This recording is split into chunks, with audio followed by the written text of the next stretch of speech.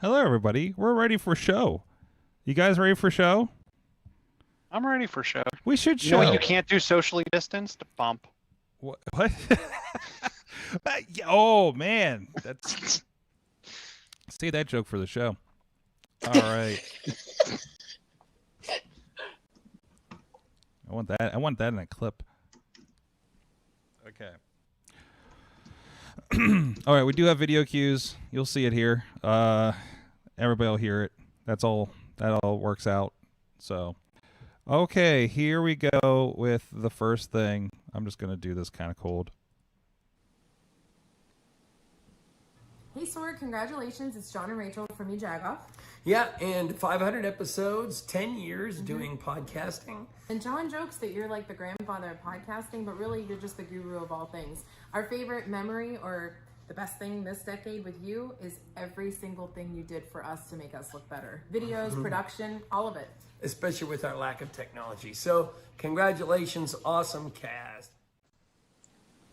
Hey, Dave Podner of the Tiny Shutter Podcast, giving congratulations to AwesomeCast on 500 episodes and keeping it not only awesome, but fun and entertaining and informative, which is always a hard thing to do. Again, thanks so much to everyone, Sorg and the entire crew, for keeping it up for 500 episodes and always having that energy, especially live in chat in the Facebook group, 7 p.m. on Tuesday.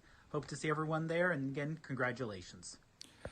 That's right. It's time to get geeky, get awesome. It is the AwesomeCast. I am Mike Sorg at Sorgatron on the Twitter here in the Sorgatron Media Studios compound in Pittsburgh, Pennsylvania. And we're celebrating 500 episodes and over 10 years of the show. Holy crap, I almost swore. That's the other show. And of course, there's some messages there. We'll have some more messages throughout the show. Thank you, everybody, joining us here live on the chat room and wherever you may be viewing us right now in the live streams or after the fact. First of all, with us, he is Gadget Guru of Big Bank International Esquire. He is John Chilla. How's it going today? Happy 500th. Happy 500th. We've all upgraded our studio spaces, haven't we? Like, look, you have a whole different like setup there where I'm not in the basement anymore. House. You have a whole different house. How many of us, raise a hands, how many people have moved since the beginning of the show? So, I'm probably the only one, actually, other than the studio itself, I guess. Also with us, properly regaled in party hat right now. The Dudders is with us. Katie's with us. How you doing? Hi. And I'm also wearing a Space Cat, but you really can't see Space Cat. Hello, Space Cat. Yep. Awesome. Space Cat in a party hat. Space Cat in a party hat. Fantastic. And apparently we have 100 episode rule with this fellow. Back with us, the originator. When I'm like, hey, let's start this show. Hey, I have no idea what to call it, and I've been trying to figure something out for like 2 weeks. This guy's like, hey, I got a domain name. And from Portland, Oregon, Rob De La Cretaz joining us. I'm like so nervous I forgot how to say your name. Nailed it. Congratulations. Wasn't it like the first time we did an episode was right before, and I was like, I don't think I've ever said your name as long as we've been talking, because it's like, oh, it's Rob, and then I see his name in Facebook, and that's it. Yeah. Yeah, it happens to the best of them. I actually, when I got married, I was the guy who officiated my wedding is a very good friend of mine, and it wasn't until he went to say my last name that he realized he had never ever said my last name. And so then he mispronounced my last name when he announced us when he officiated my wedding. So I want that. you did better than he did. So congratulations. Fantastic. Well, that's okay. I think I visited somebody in New York City not knowing what their last name was and realized, how do I know what bell to ring when I get to his apartment? Oh no. Like, I think I was on the way, and whatever MySpace, Facebook we had, I'm like, dude, what's your last name? Just in case I need it. Also, when I went to Thailand, I realized I didn't know the real names of the people I went with because they were wrestlers. Oh. And I'm like, I need to notice when they check on my stuff in China, guys. Okay, so let's just to be sure, so. Anyways, no, Rob. So Rob, just real quick before we get into the business, give people quick summary. Like, what are you up to? What are you doing in Oregon these days? Are you doing the same kind of stuff? And what is that stuff for our newer listeners?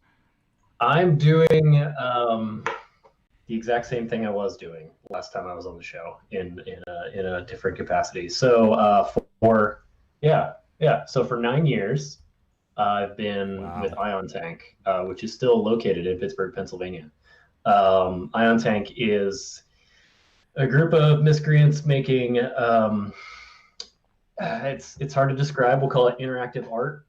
We do large-scale installations for corporate centers, museums, recently cancer centers, hospitals, trade shows.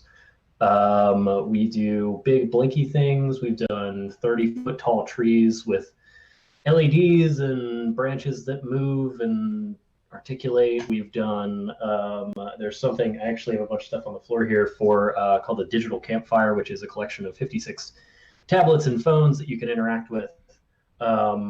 We do sculptural quality, weird combinations of technology and materials for pretty much anybody who wants them. So we have a full fabrication studio in Pittsburgh. I moved to Portland 2-ish years ago, but I am still a director. I run the company with one other guy. And we have, I think we have 12 or 16 employees at the moment. And I am still director. It was actually worked out really well because I'm mostly administrative, managerial. I work with all our West Coast clients. So the time zone thing worked out really well. I'm just our only, up until recent global situations, our only remote employee.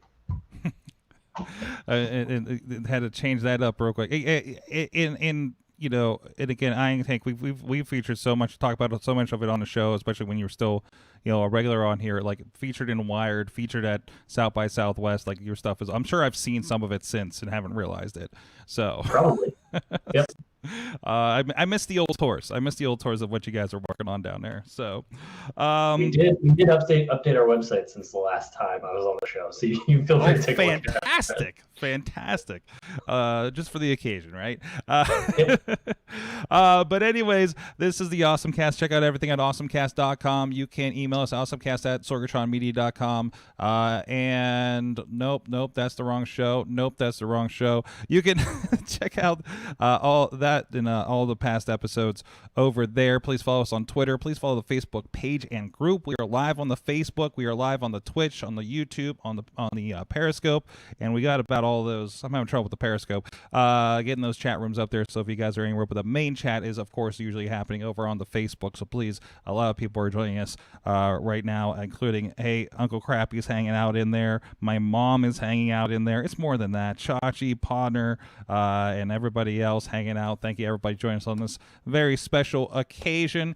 And also, please, of course, subscribe to us on your podcast catcher, wherever that is, and wherever you might be catching us. If it's live, please hit a share, hit a like, hit a heart, whatever the case may be, so you can share the love of the AwesomeCast, or write a review and hit share if you're listening on the podcast here later as well. And we do go live every Tuesday at 7 p.m. Eastern Time. Thank you to our audio partners, the405media.com and Post Industrial Audio at postindustrial.com, two sites that have been helping spread the word of the AwesomeCast out there, as well as some other great podcasts. Thank you to our Patreon supporters at patreon.com/awesomecast, our friends at the Coffee Club level, Matt Weller, John DeGore, and John Carmen, and our friends at the Fan of the Show level, Michael Fedor, Katie's favorite fedora, pghmuseums.org, and our newest Patreon supporter, Dave Podner of the Tiny Shutter Podcast. You guys support the show too. Patreon.com/AwesomeCast. So usually I try to like maybe, hey, what's the awesome thing of the last 10 years? But there's so much like kind of news since WWDC and everything just dropped. I think we're just going to do it normal-ish for the most part. So let's get into our awesome things of the week. And of course, as I mentioned, kind of the big stuff is kind of that WWDC action there. And Chilla, I think you got some action from there. So one of the things I'm always interested in is a lot of the accessibility features. I do deal with accessibility related technology in my day-to-day. And it's always interesting to see what Apple has tucked away in accessibility. One of the features is the back tap feature. So you can tap on the back of the phone, and you can actually set double tap and triple tapping.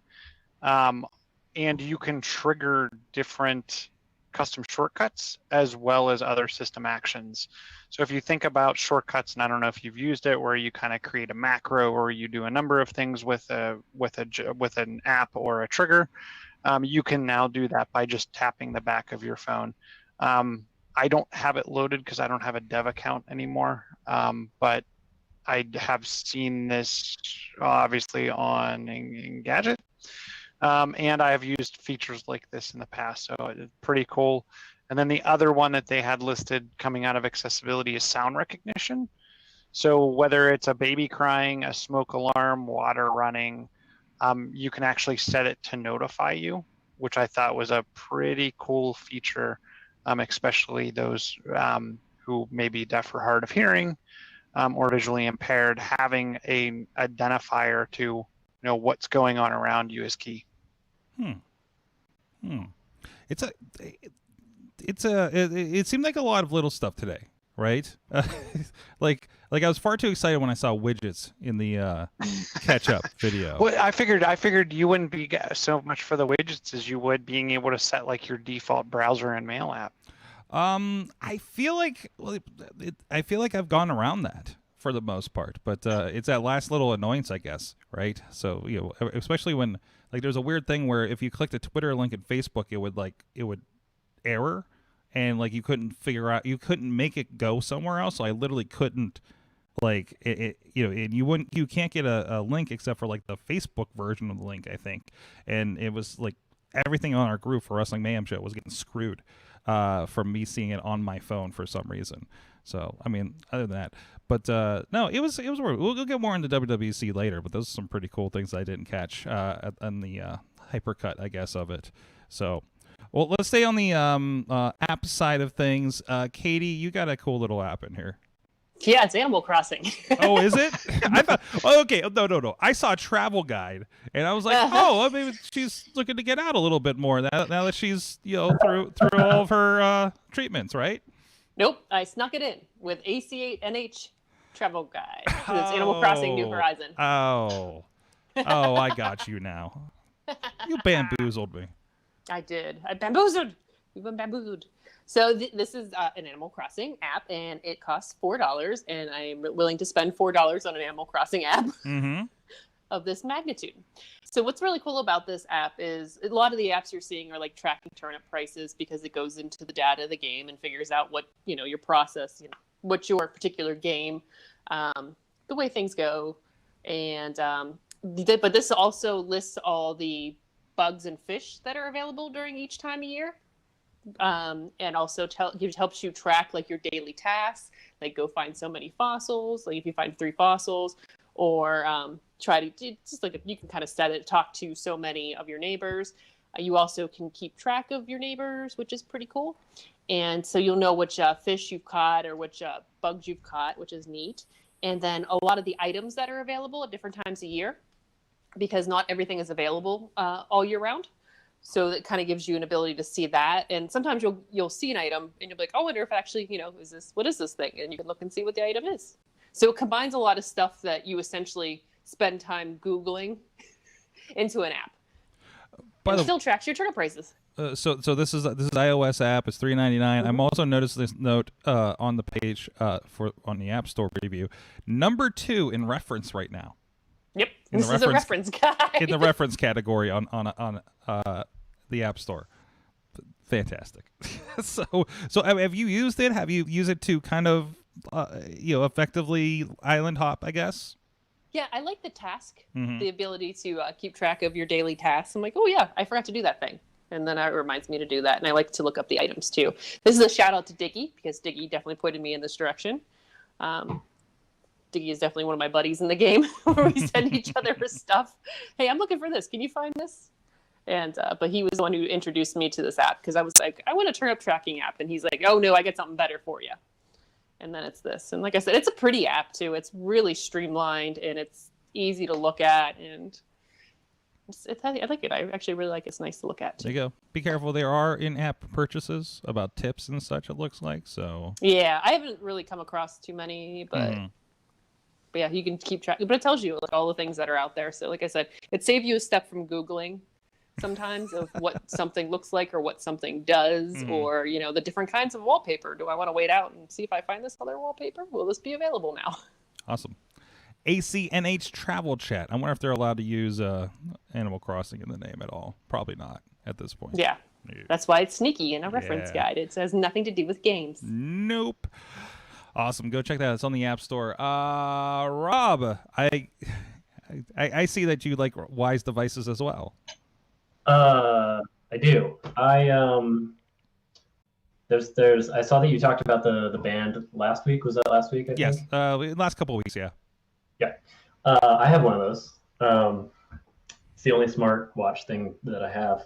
I have opinions about it, but Wyze is doing a lot of cool, very cheap stuff. The band being one of them. They had the scale. They were also selling face masks because why not? And today they released their outdoor camera, which is something that people have been clamoring for a very long time.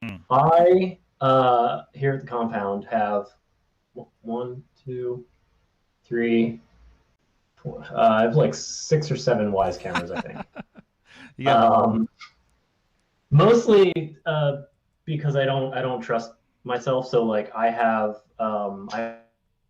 one in my garage to let me know if the garage door is left open. It's one of the many ways that I could be. When I put all the pieces together and I say them out loud, I sound psychotic. Here's the thing: when you open my garage door via smart opener or using anything, throughout all of the Alexas in my house, ladies and dudes, sorry, she will say the garage door is open, no matter what time of night it is or whatever, because if somebody happens to open my garage door and it's not me, I would like to know that. And then every 30 minutes after the garage door is left open, I get a text message telling me that the garage door is open. It's a minor annoyance because sometimes I'm just working with my garage door open and that's fine. But outside of that, it means that if I forget, I can't get that far away from my house before I fix this. Whether I the thing can happen if you go to close your garage door, you drive away, it bounces off the sensor, it opens back up, and then you're down the street and you didn't think about it. So it's just like an easy reminder. So on top of that, I also, if I'm out camping for the weekend or something, and I just want to make sure that like nobody managed to get in my house without setting off the security system or anything like that, I can always just turn on the camera in my garage, make sure the door is actually closed, and make sure everything is hunky-dory. So yeah, and I have a bunch outside. I've been doing the outside thing with the Wyze cams for a minute. You can get, so for anybody who doesn't know, these are $25 a piece for the non-outdoor version. For the indoor version, which is why they're so popular, because they're dirt cheap. The quality is amazing for how cheap they are.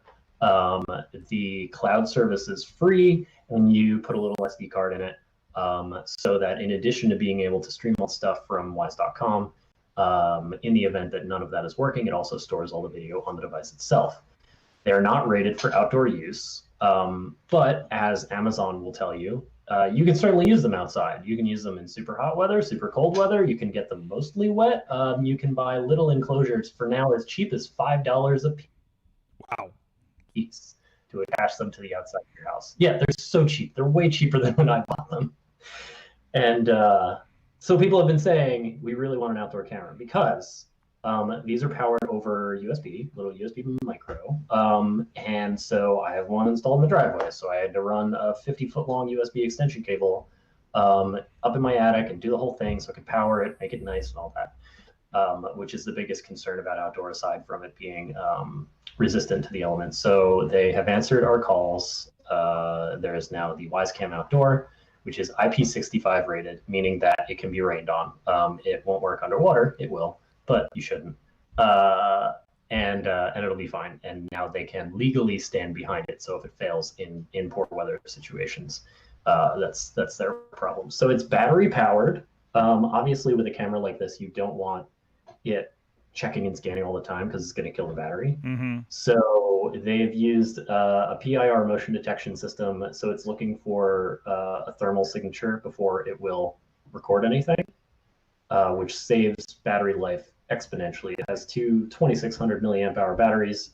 I don't remember how long it lasts, but I think they said originally they were shooting for a month. Obviously, that will depend on how much motion there is in front of it. So that'll be seen. So the way the system works, which I think is pretty interesting, instead of the normal Wyze Outdoor storing on a local SD card, the starter kit, which you can get from their website for the low cost of $50, I think, is the Wyze Cam Outdoor and a little sync station. And so it's a little wireless station of its own, a little wireless network of its own accord. So it's transmitting to the station, and the station inside your house is where you're going to have that SD card. So if somebody sees your camera and steals it, they didn't steal all your footage. You still have it inside the house, which is, there's a lot of people who use these for security, and that is an excellent feature where a lot of people prefer an NVR because the data is always stored inside your house. You can always protect it. Also, I'm curious to see, I forget what the protocol is, if you're a security nerd, or you like Wyze, but you hate the idea of, you like the price of Wyze, because that's what we all like about it. But you don't want the cloud functionality because you're worried about it being out of your control. There is a way that you can use Wyze Cams. You can reflash the firmware to use it with an NVR system locally on your local network and not have it send out to the cloud. You can check out the Wyze Cam Reddit for that. That's across the for original Wyze Cams, right? Yeah, that's for the original Wyze Cams. They also did a thing for the pandemic where, because everybody's remote working, they offered another version of the firmware to turn it into a basic ass webcam. Just normal. Right. We talked about that a few weeks ago. So that's handy, especially since we can't find, as we're finding, good Logitech cameras with everything going on right now. So it was kind of amazing. So the other thing to know about the Wyze Cam Outdoor is they have, I forget, they call it like adventure mode or something stupid like that. But what you can do, which I think it's interesting. I feel like it's like right on the edge of useful for me. I'm not sure yet. Because again, I already have all these cameras everywhere. Mm-hmm. And I don't have to worry about batteries ever. They just work. So I have no reason to get one of these. But they have offline video recording in that if the example they give, you go camping and you want to do like time lapse your website or your campsite, time lapse of your campsite or something like that. You don't need the base station that has the SD card in it and all that stuff. You can sync it directly with your phone. It'll store everything locally. You can look, it's a lot like a GoPro if you've ever used a GoPro as like a recording device. It's that exact same kind of thing where it can just run off the battery, sit in a tree, and then you can sync it with your phone. If you are something for me, so I camp a lot, I motorcycle camp a lot, I go hiking, I do all this stuff. I end up in situations where I have a motorcycle packed with gear sitting in a parking lot with like a duffel bag on top. And like, I don't care what padlocks you have, locks are only for the honest people. And so somebody could like grab my stuff and run with it. And as much as like seeing it gone isn't useful, you need to see it happen. You could very easily put one of these in your car and like check on it while you're in the restaurant or whatever else you're doing. So they're stretching our wings. It's very interesting. It's still exceedingly cheap. It's currently they kind of do these you may have mentioned these like short-term backer program things. So you're not going to get it next week, but you will get it in August if you go to order it today. Yeah, I think it's what a couple of us got our first ones through that program. Maybe. Let's see. Mike Pound has Wyze Cam, one of the originals, looking through his window to his porch and front walk. That's what I do. I have just out my window to the porch, and I've been trying to figure out that to cover more of, since we kind of extended our property in the last couple of years. And trying to cover that, make sure nobody's doing anything weird over there. Also, Podner's using it as well, just again, see if the garage door is open with live video. So we have 2 here in the studio. I moved things around, especially when things going on. There was kind of some threat of some shenanigans over the last couple of weeks with everything. So and also, do you pay for the clouds, like the full motion cloud storage at all? I don't pay for it. I think they did a thing where they were like, you already have an account, you get to try it out for X amount of time. Yeah. And I think like the pop-up came up. I didn't read the X amount of time. I was like, cool, free feature, and I hit yes. And then it worked for a while, and then it like turned off. Yeah. Or whatever. For my use case, I'm not super worried about it. So like I have, not to compromise my OffSec, but I have one on my driveway. Mostly just to capture. I had a dude steal a broken lawnmower from my driveway. It was really funny because long story short, it's just like with my trash cans, and I was gonna have to figure out how to get rid of this thing. I thought I like picked up this lawnmower, I was gonna fix it or whatever. It was junk, and I was like, all right, fine, it's junk. I'll just put it, and I had it like tucked behind my trash cans, and I had like the same day I got that Wyze Cam. And I had something in my brain was like, you should like don't do like the yak shaving exercise where you're like, wait for this day, run the wires, make it pretty. Just like, no, just plug it in somewhere and get it out there. It's fine. You'll figure it out. And like 3 hours after I installed this thing, dude's like walking down the street, and you see him just make a beeline for my driveway and one smooth motion, take that broken lawnmower and wheel it out of my yard. And I was like, good for you, buddy. Good for you. But because of the way my street is, if I had like motion detection and push notifications turned on, I would constantly be of people and cars, and I don't need any. Well, that's us too. Yeah, we like I put out the front window and I turned on like people recognition, and just like it's there in case somebody does something weird, right? So like we had a sign that we set up for there was like a 5th grader graduation parade, and we put it out, and when like I found it in the middle of the street like 2 hours later, I'm like some kids like mess with this or something. It's like turns out it blew over, and I actually went through and watched it blow out into the street over like the course of an hour or something. So but no, it's an awesome thing. Wyze cameras, a lot of us use it. They've been pretty reliable for me too, except I got to reset them every once in a while, it seems. But I think it's our Wi-Fi. Like it seems like stuff drops off our Wi-Fi every once in a while, so it happens. Yeah, I had one that was it was at the I put one up in my kitchen, and I had one that just like refused to exist for a little while right after I installed it, and I was so frustrated because I had drilled holes and like ran wires and stuff. And I'm like, oh, this is why. Why do I do this to myself? So from that, we spent a lot of time. But we're excited. I mean, we talk about Wyze all the time on here. So I'm excited because I think we officially kind of wheel and dealed this on the show a couple weeks ago. But Chilla, I traded the old VR Samsung setup and got his updated S8.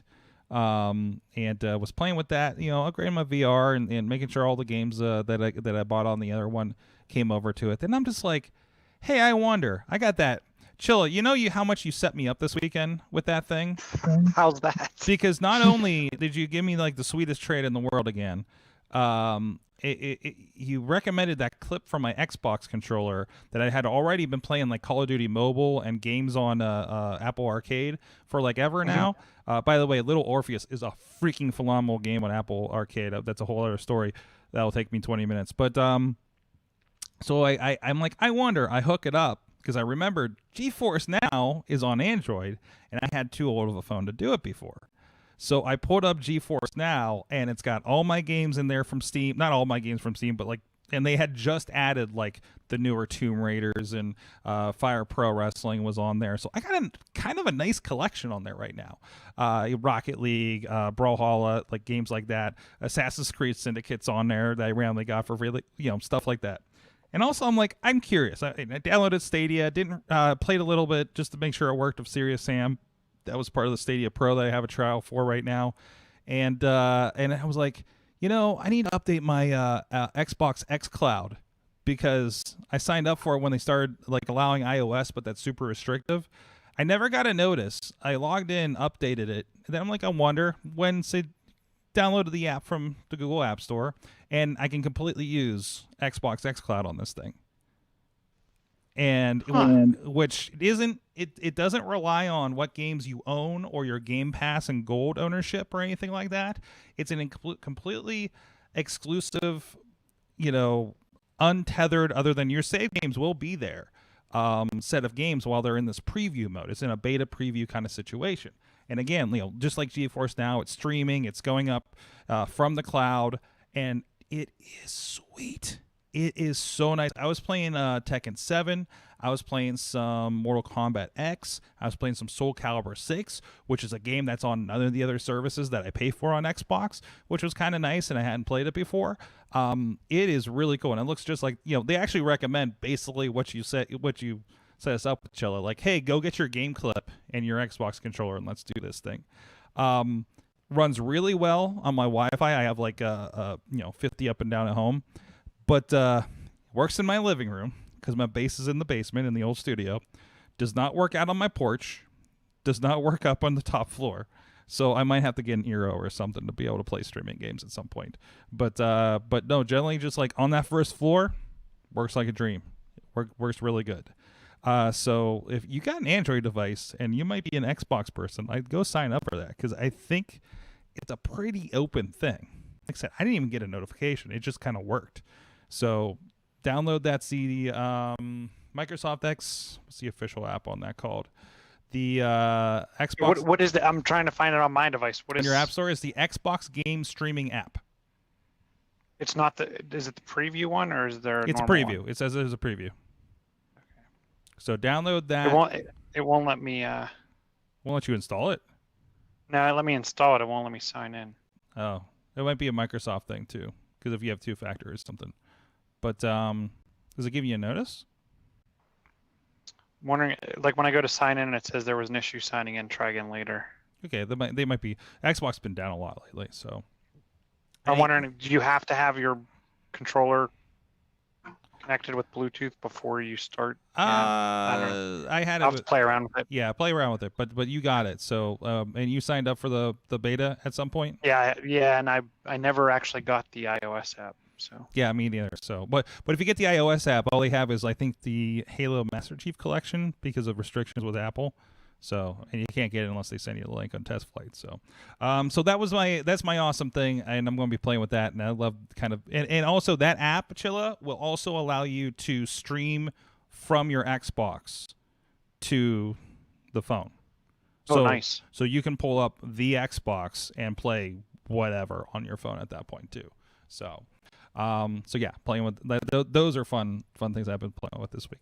So wow, that was a long awesome thing. You know what's also awesome? You know who's been supporting us most of our 10 years here of the AwesomeCast is our friends at Slice on Broadway. SliceOnBroadway.com, supporting Pittsburgh podcasting with the perfect pepperoni pizza here in Beachview, Carnegie, the East End, and PNC Park.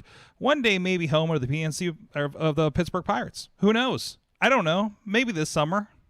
I don't think that's going well, actually, from last I saw.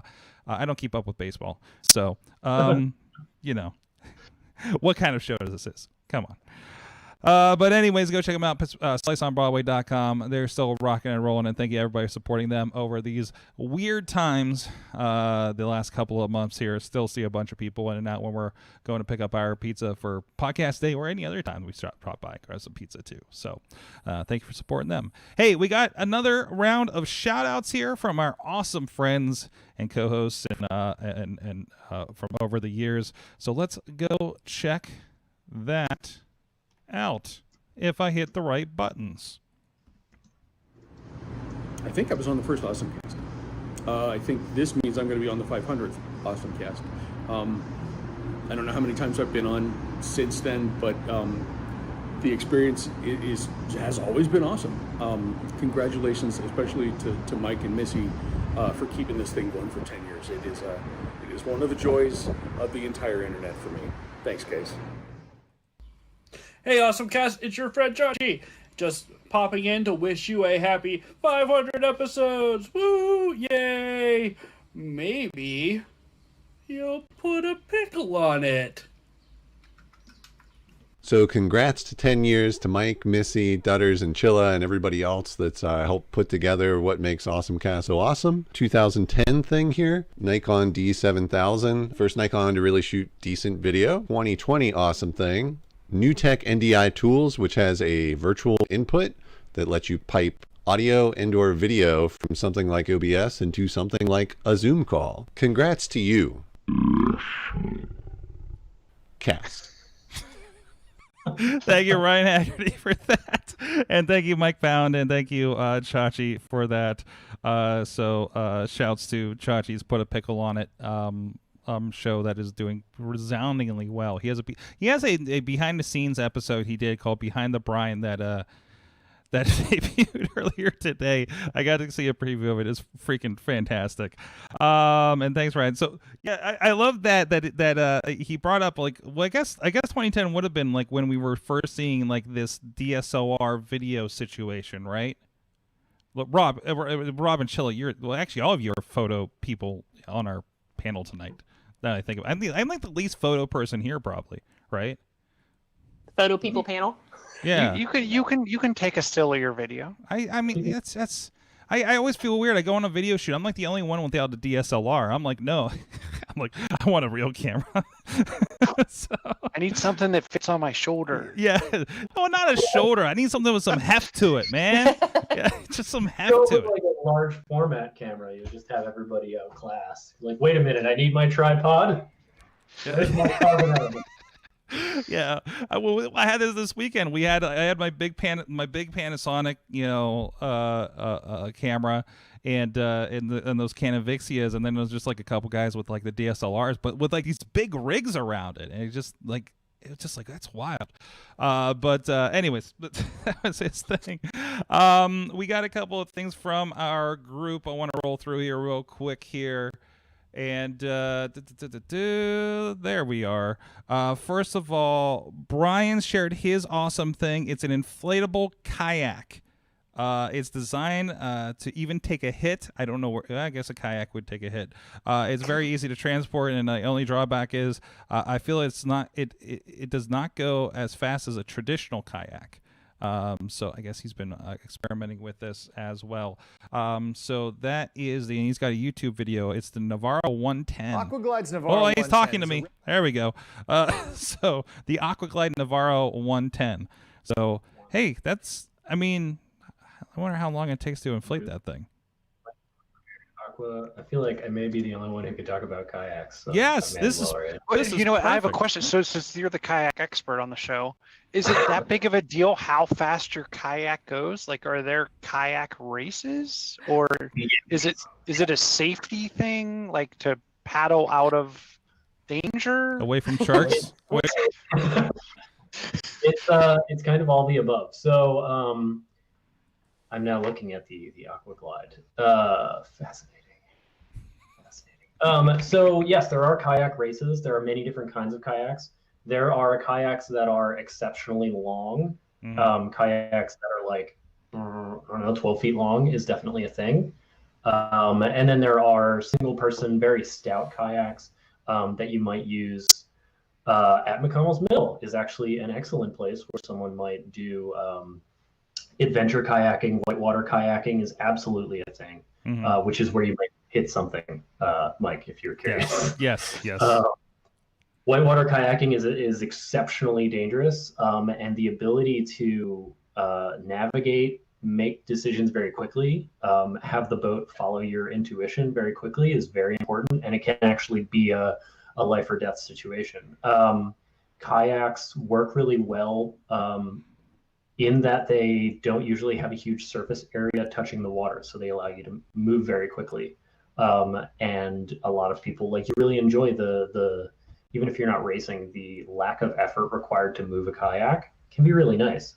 I've used inflatable kayaks before, and they are kind of slow. If you imagine, how sharp corners can exist on a fiberglass kayak or a plastic kayak or anything made out of a solid surface, a hard material, you can get things to be very hydrodynamic, get them to really just like skim across the water. Whereas if you've ever been in a pool float and you've tried to like push yourself around in the pool, it just kind of like shoves the water out of the way instead of being able to float across it, because in order to have that buoyancy in an inflatable object, it either has to have exceptional air pressure, higher than you're probably going to inflate an inflatable kayak, or it needs to be made out of a material that can create a steeper angle, so you're not pushing the water as much as you're going over it.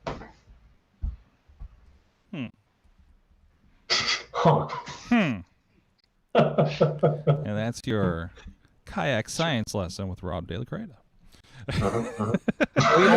We only get this kind of stuff every 100 episodes. Once every 100 episodes. It's like favorite. Rizz also shared with us, hey, Mixer, that thing Microsoft's been doing to try to take on Twitch, it's basically shutting down, and they're just kind of handing everything over to Facebook Gaming right now, according to stories that are going around today.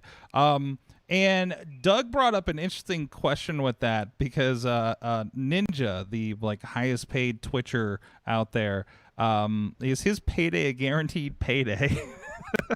I have a feeling he's not getting all of whatever that ridiculous number was at this point, because those are likely a year by year kind of situation. He's got whatever the underside is, I'm sure, which is probably nothing to sneeze at too. It was, I'm glad I refused to get into Mixer.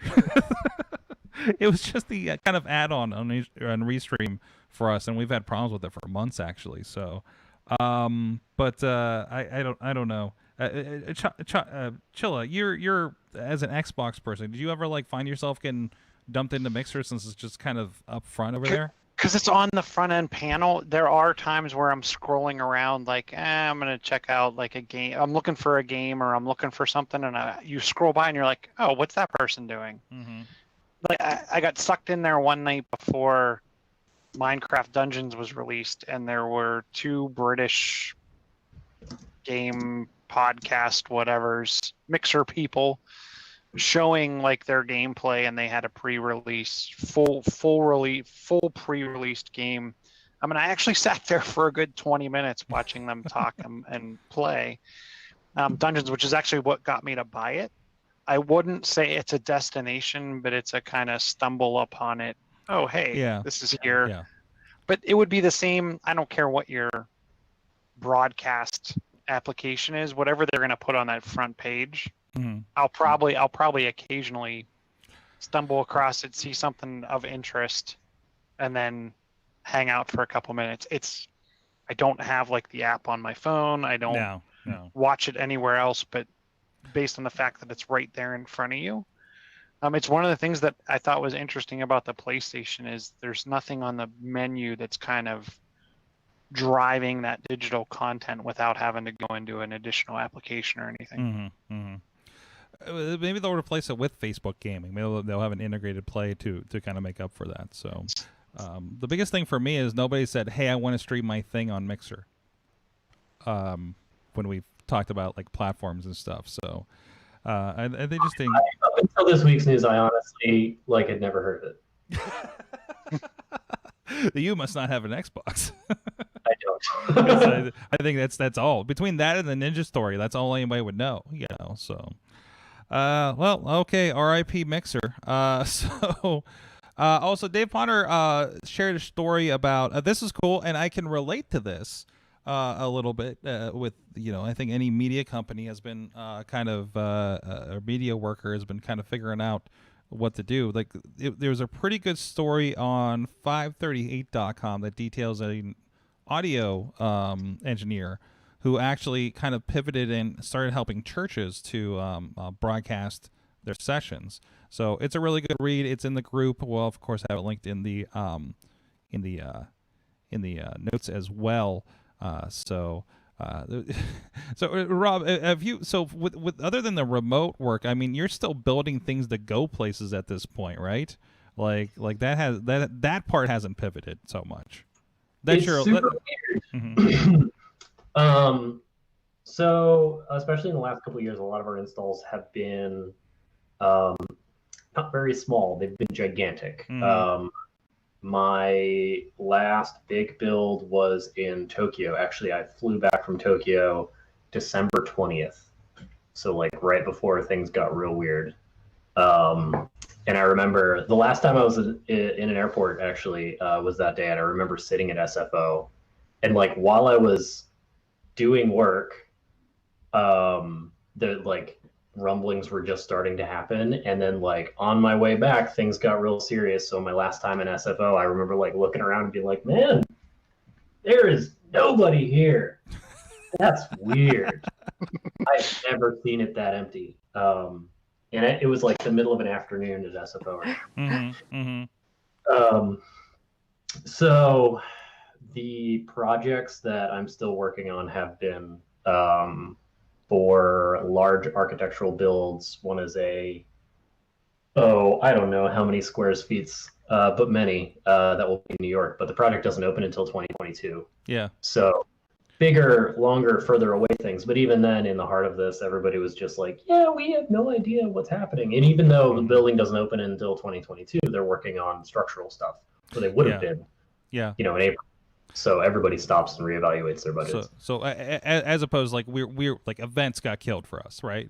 Like you're working on just like, well, I should be, this is what got me out to Oregon last year. Like, that's like 3 months of stuff gone, wrestling gone, live event streams gone, conferences gone. But it's been interesting to kind of find. I've been sitting here a lot, Rob. I've been sitting here a lot doing this. I used to travel, like, I used to go to Pittsburgh once a month. Yeah. I used to travel to client sites once or twice a month. And I haven't traveled this little in 10 years maybe. I have no idea. And I also like a bunch of my clients, like we still have some trade show clients, and I was actually going to do something with ShowClicks. Flat bind, just like, nothing. Here we are with all this time on our hands, right? Chachi said he was supposed to leave in exactly 1 week for Japan and Korea. Oh, yeah. Well, I mean, consolation prize, it would have been really hot. Yeah, exactly. Oh, anyways, we got a couple more stories. We definitely want to touch a little more on WWDC announcements here. And but in the meantime, hey, we do a lot of stuff here. Yeah, I've been sitting here a lot and helping out clients, and that's with via Sidekick Media Services, also housed here in the Sorg Media compound. I don't know why I say compound. It's really just one room. But it's just one large room, really, that houses our studio equipment and desks. But anyways, eventually I'll open this curtain again. I'm still afraid of people, though. But we do a lot of stuff over with Sidekick Media Service, and I have been getting out of the house. We're doing a lot of work with our friends. Everything from we're doing like helping influencer Instagram videos this last week to, of course, church streaming build outs and what else have we done? Social media videos. We were on a film set on Saturday doing some incredible work.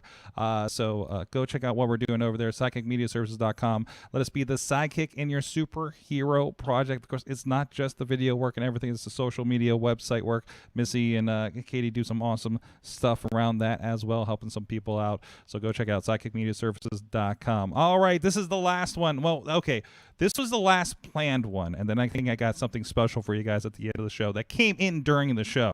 So don't let me forget about it. But this is our another batch of shout outs from our good friends, and let's get started here with our buddy Doug. Congratulations, AwesomeCast, on their 10th anniversary. This is Doug Durda from yinslovebbq.com, Yins Love Barbecue, and that thing that used to be called Should I Drink That? Really proud to see you guys hit this milestone. Let's face it, everyone comes to listen to Dudders and her stories. Chilla's tech tips are awesome, and Sorg, well, he gets pizza, so I guess that's a plus. Congratulations, proud of your accomplishments, and can't wait to see what you do next. And let's give Missy credit. She's the one that really runs all this. Hey, AwesomeCast. I just want to jump on and say congratulations on 10 years of this amazing podcast. Just wanted to say I don't have a favorite memory. I've had so many in the last 10 years with you guys, from being in the studio to being in the chat room to even just first meeting you guys over PodCamp 5. Yes, Missy, remember sitting in the back of the classroom laughing hysterically at my very first episode that I got to see of AwesomeCast. You've taken something so serious that could be filled with terabytes, megabytes, and technical jargon like that and made it so lighthearted and fun. And we've seen such great tech advances together, from smartphones to robot dogs to light bulbs that turn on with the sound of our voice. From the A train going off all the time to Siri wondering what we were talking about. It has been an amazing 10 years. Thank you for everything. Congratulations. And here is to a gazillion more. There you go, Amanda, boldpgh.com. Thank you, everybody, for submitting those videos. Amanda, so when she was preparing that video, she shared a video. I don't know if you guys saw it, of it was PodCamp Pittsburgh 5. We're doing one of the live episodes, and I think, Rob, it was you, me, and Chachi. And for what, and I'm flipping through it, I'm kind of remembering it, and I remember Chachi kept like writing stuff on a piece of paper, I think, to hold up during the show or something. So I had a good time there. Also, we had, remember the 3D spinning cube in the corner? Yeah, because that was a thing that Boinks TV could do before we moved to Wirecast. I missed the spinning cube, and I haven't found an efficient way to do that since. That wouldn't crash the computer every once in a while. So, good times there. So, anyways. Back of the book here on the stories here. Hey, before we get to WWC, I thought this was good. Like I mentioned, we were kind of on a film set this weekend, and a lot of people, and you may have seen some videos on some wrestling sites about some prepared nature stuff that we've been doing for COVID and testing and everything, going into doing a shoot for some pro wrestling this weekend. I thought this was cool. So this is I think this is mostly suggested right now, but it's kind of a good idea. The NBA plans to include using the Oura ring to catch COVID-19 symptoms, and this is something that I know we've talked about here on the show. So that could be helpful. It, of course, doesn't help out with asymptomatic cases. But and this is, can't help, anybody recall how much an Oura ring is? I mean, that's nothing for the NBA to probably get for all their teams and everything, but Probably expensive. Probably expensive. Yes. My scientific estimate. What's that? Let's see. It's my scientific estimate. I'm clicking $300. $300. So I cannot get that for my indie wrestling roster. Got it. No. Well, it would be nice. I'm hoping like the bigger companies will at least look at things like this where appropriate, of course, and the rest of us will figure it out, I guess. So, so do you know what exactly the Oura picks up? Like what? Just like heart rate and stuff? Isn't it heart rate, temperature?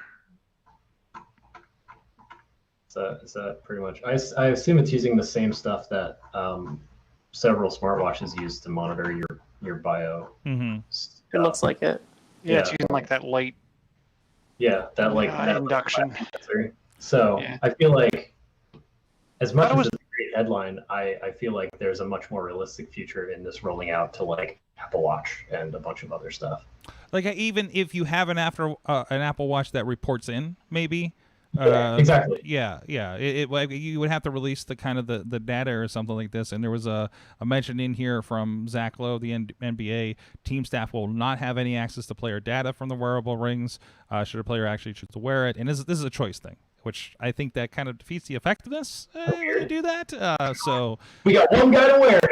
Victory. I have there. Yeah. It would be interesting if you could actually like figure out who you want on your team based on their active heart rate, their resting heart rate, like all kinds of interesting metrics that you could pull off of your team and other teams to figure out. You start getting like a display at, like on your iPad that's like when you're watching those movies where like there's a SEAL team that goes in and you have like heart rate monitor and everything on them.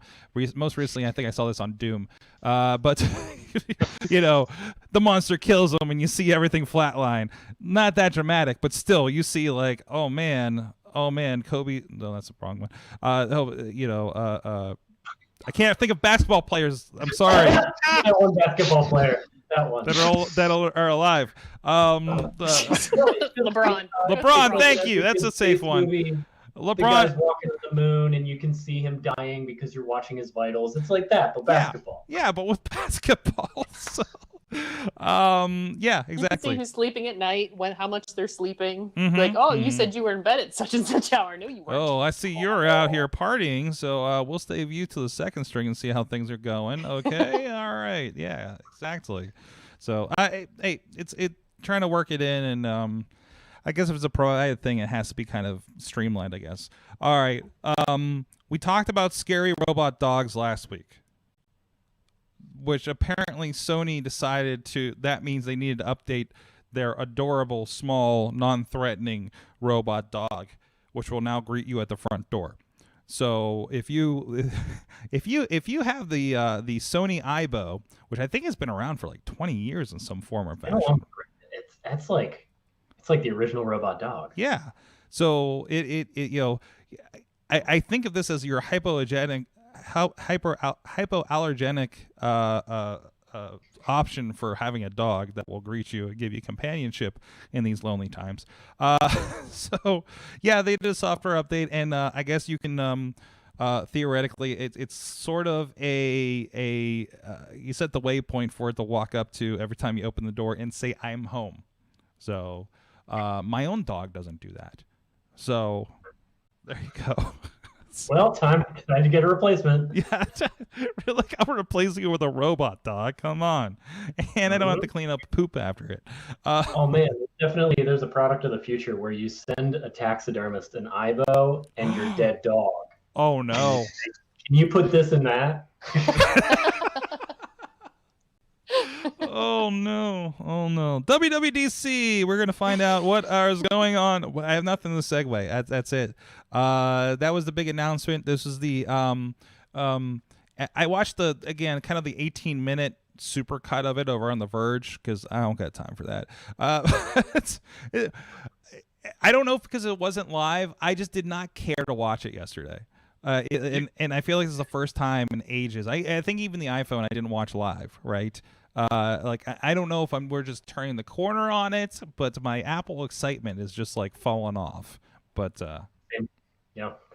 I used to watch every one of them live, and I think it was the last 2 or 3 where like just like you, I used to be like, yeah, I'm gonna do it. I'm gonna like schedule it. It's on my calendar. I'm gonna watch this thing. And I'm like, I don't care. Yeah, I got other stuff to do. I get excited for the 10-minute supercut.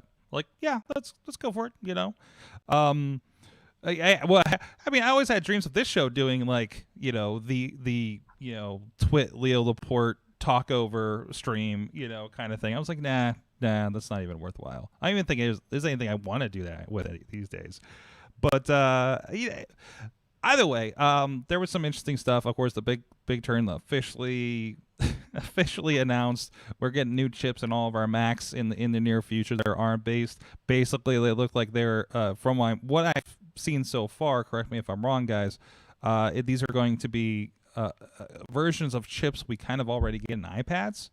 Of course, they're going to be higher end and more made for the process, I'm sure. Very inventively, we're going to get Rosetta 2 for making sure all of our apps work. And what's the other one that's the sequel? I can't remember the name of it right now.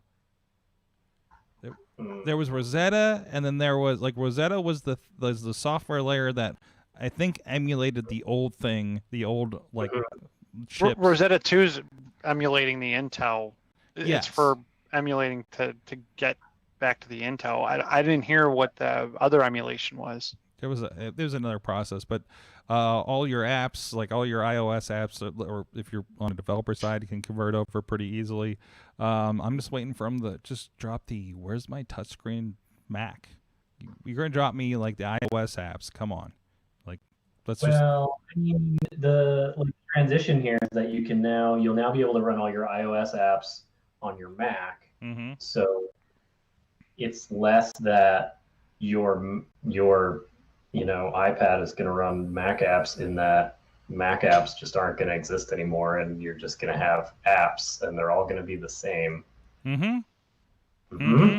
Mm-hmm. And then, I mean, you figure you brought the mouse and keyboard over to the iPad and whatnot. Yeah. So now you've moved the interfaces and the inputs bidirectionally. Yep, it's all the same. What I thought was interesting is they definitely didn't highlight the getting rid of Boot Camp. So that's no good. more running Windows on your Mac. No, wait a minute. So, but Windows has an ARM version, don't they? But yeah, but I'm guessing they're not going to spend the time to make sure that works right and build drivers and everything else. Yeah, I don't think that's in their best interest. No, not at this point, I guess. All right. We'll see how that goes. Again, I think they said 2 years out. No, they said the transition would take 2 years, and they're still going to be putting out lines of Intel Macs in the time being. Like there's still new models of Intel Macs coming. So, take that for what you will. Anything, Katie? Have you seen any of the iOS or phone updates? Widgets. You were excited about widgets too, apparently. That's the only thing I missed from my Android phone were widgets, and now we're getting widgets. That's right. You were 10,000 years later. Widgets. Well, you technically got them on iPad though, right? Yeah, true. So, technically, not as functional as these are going to be. Mm-hmm. But the exciting thing is that you can move them around and stuff. Yeah, I say exciting.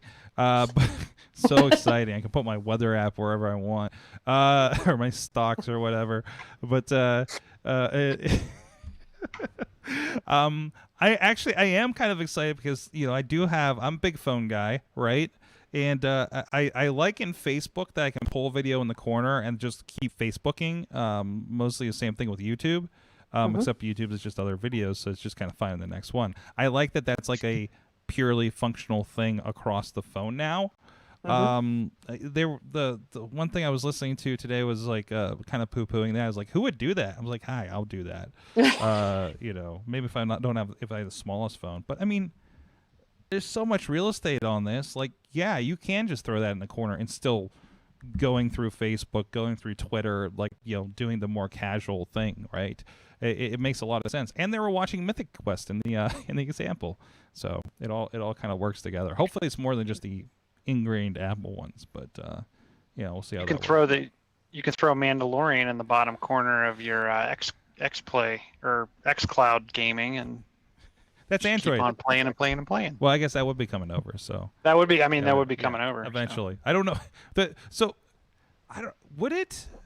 I guess I'm surprised at how many kids I see playing on an iPad, playing Minecraft on an iPad with Disney Plus streaming in the corner. Huh. Yeah.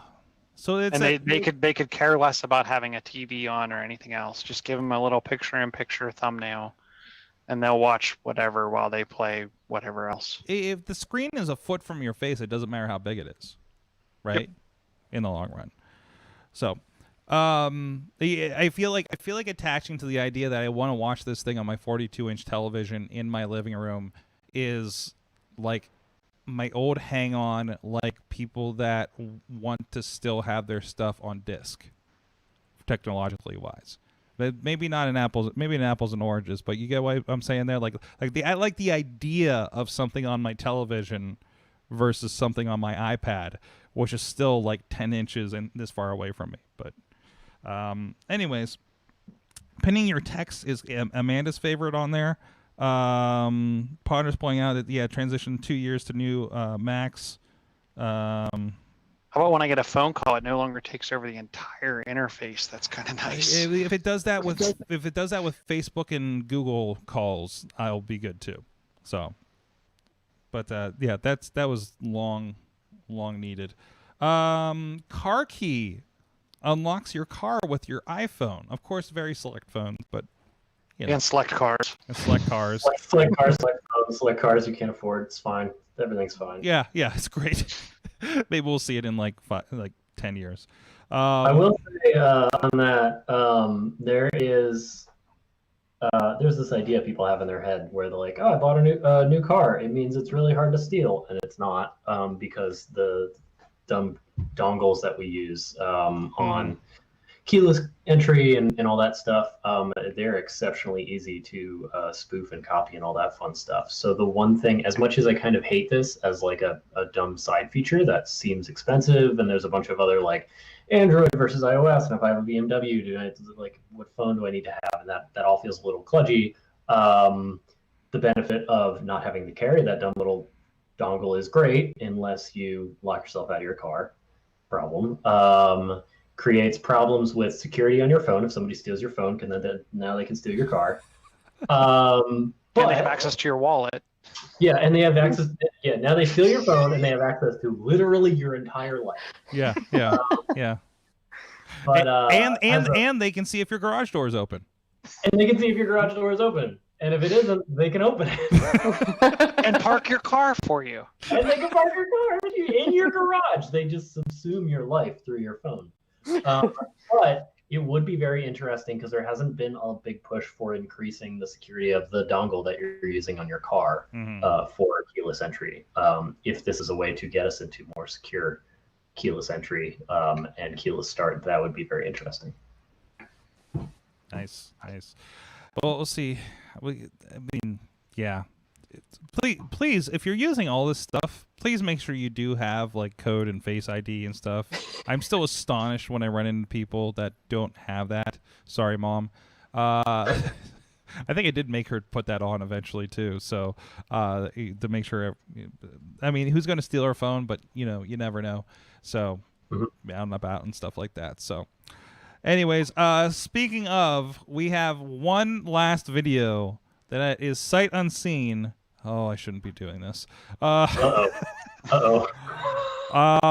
was sent this during the show, and I did say I had one more special one, and she has been a part of the show one way or another, and is in the chat room almost every week here. Plus, there's that time where we're trying to figure out what the birdhouses were in her photo that we thought were an icon on her phone for some reason with AT&T. I go and just ponder those birdhouses every time I go and visit now. I'm like, And she's like, "Why are you looking at my birdhouses?" He's like, "Because I remember." But anyways, yes, here's a message apparently from my mother. Okay, it's your mother saying congratulations, but I guess it's too late to turn it in. So, congratulations from your mother on your awesome cast. There you go. No matter what, you could always add it in post. Yeah. Oh yeah. I mean, I expected that. There might be some in my mailbox I haven't seen, and if they are, we'll play those now. And if we didn't, there was just an awkward pause there, and we'll move on. Rob De La Cretaz, thank you so much again. Where can people check out the awesome stuff that you're working on? You can go to iontank.com to see the kind of stuff that we build. You can look at our Instagram where I post pictures of things that you ideally won't be able to identify because I would violate contracts if you could. You can also find me on Instagram at ROBJDLC. I don't use Twitter. and that's pretty much it. There you go.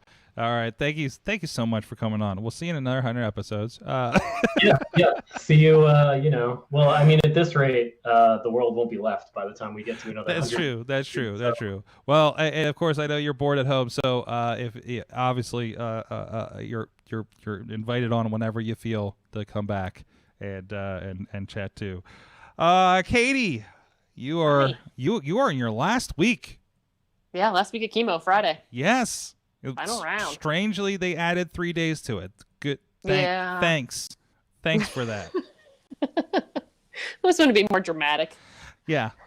So, excellent. And of course, people can follow what's updates with you and everything going on over at Instagram, Kate Marie PGH. That's the best place to go. There you go. Party hat and all. Thank you so much. Party cat, space cat. Wait, is that a leftover party hat from when we went up to Rob's for an impromptu birthday lunch? No, these are different. I think these were slightly fancier than the one. So the string stays in them. They're secure. Oh yeah, they did not work out very well. This is a little bit more than the dollar store. We discovered we all have big heads. Chilla. That's me, John's Chilla on the Facebooks, Chilla on the Twitters. I'm still on the Twitters on occasion. And I'm sorry, they're bird feeders, not bird houses. They just look like houses. That's why I get confused. They did look like bird houses. They were, yeah. Because I'm like, what is this house? They're covert. It looks all animated, like it's. It was so. They trick the birds into thinking they're gonna have a home, but all they have is something to eat. Oh, I should have filmed the reactions when we realized what was going on up there. I looked over. I'm like, wait a minute. Anyways, thank you everybody. Thank you everybody that's been a part of this show, supported the show over the last 10 years.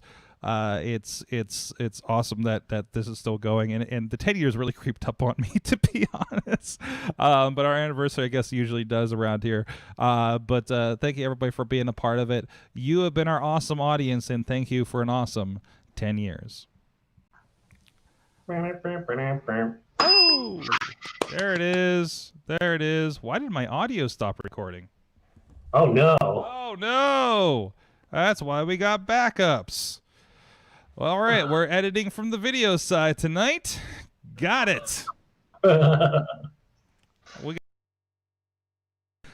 Rob, I record the show in ProRes as a backup. I'm like, I'm not taking this thing anywhere, so I just plugged it into the studio. my little ninja down here. There he is. Oh, look at that. Yeah, look at that. There he is. Just yeah, my little ninja buddy hanging out here. It's right here. It's a little screen. It's got it's got an SSD in it, and I'll take it out, which I definitely will tonight now. And but all the graphics aren't on it, so it's kind of fun to do like a pre-clean kind of version of everything. So thank you, chatters. I need to go check in. Something else that I did just premiered 12 minutes ago, and I gotta see if it went over okay. Thank you. We'll be up 9 o'clock. Wrestling Mayhem Show. The Honey Badger will be joining us for that. We'll be talking about this Speak Out movement, amongst other things. So that'll be informative.